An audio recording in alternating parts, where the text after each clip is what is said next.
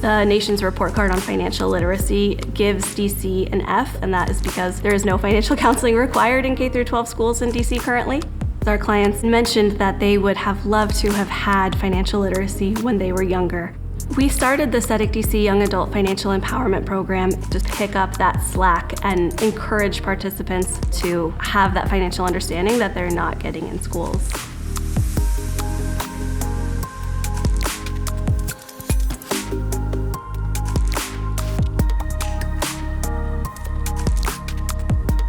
If you think about it, when we were in school, we had home economics and we had social studies and math, but nobody really, I didn't have that when I was growing up, how to financially manage and make strategic decisions so that my family could thrive.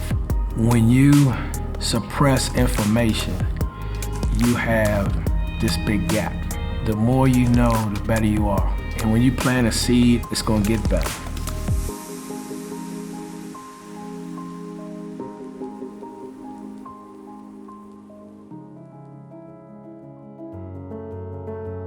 I just wanted to see what came up for people. Were there ideas or concepts? Are there big takeaways from last session at Industrial Bank? Yeah, I took the lady's business card, and once I get more to my career field and start getting more money, I'm gonna give her a call, and she said she'll help me open a savings and a CD. What I learned is just because you getting money or your paycheck coming and it's right there, you don't have to spend your money all at once. You can put some in a stickiness. We teach them the basics of banking, and we teach them how to maintain their account relationship in good standing so they can avoid any negative reporting. And then we talk about savings. It's really important that we learn to pay ourselves first, right? We give them specific strategies that they can implement the moment they leave on how to save for a future. There's a lot that we can learn to protect ourselves from scams and fraud. And I know that you all are working on building your wealth through this program. You really want to protect that money. I mean, on Facebook, Twitter, Instagram, whatever social media you're on, check out your privacy settings. Make sure that you're controlling who can see your information. Or if your stuff is public, just don't share stuff about yourself. You can share your opinions, but don't share your cat's name because that could be a security question somewhere. I want you all to identify what were the red flags and then talk about some strategies that might have been used to prevent that from happening. Going forward, I would just not use ATMs that are open to the public. I would use ones that go into the bank. Keep your receipt and look for notifications from the bank or from whatever app you use, banking app you use or anything like that. That's how they try and get you, because they be calling from different numbers.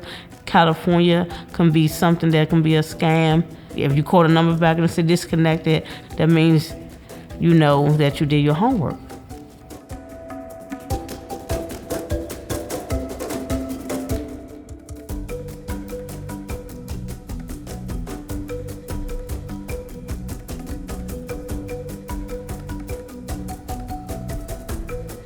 So many people are just scared of the financial part.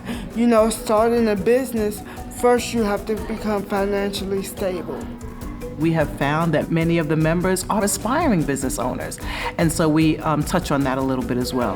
You got to keep yourself going, because it's going to be some slow days, and it's going to be some days where you get so much business that you may run out of stuff. You already there. That's right. In DC, like many jurisdictions, there is a racial wealth gap where the statistically average white family has 81 times the net assets of the statistically average black family. Being able to understand investing is for everybody and not just for the rich means that the participants can start to build family wealth.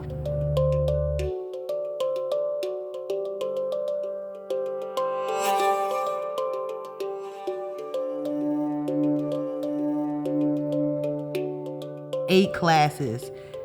May not seem like a long time, but there was a lot of information. One of the reasons why I decided to be a part of this class financial empowerment, but also the incentive, the $100 that I can use towards investing in my future, which, of course, my main process right now is all about my daughter.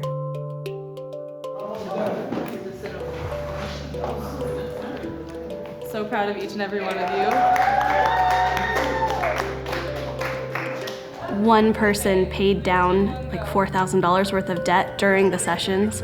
Another mentioned that she was paying off what she spent instead of carrying a balance. And there has just been a change in the participants where they're more comfortable talking about money, they're more comfortable talking about finances.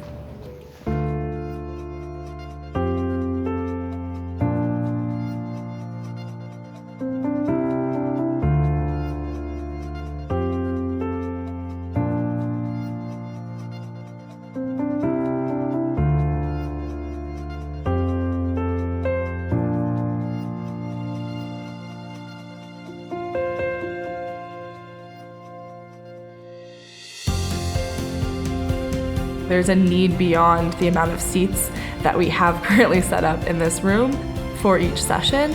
And so figuring out how we can expand it, how can we make it more accessible, these are the types of directions that we're hoping to take it.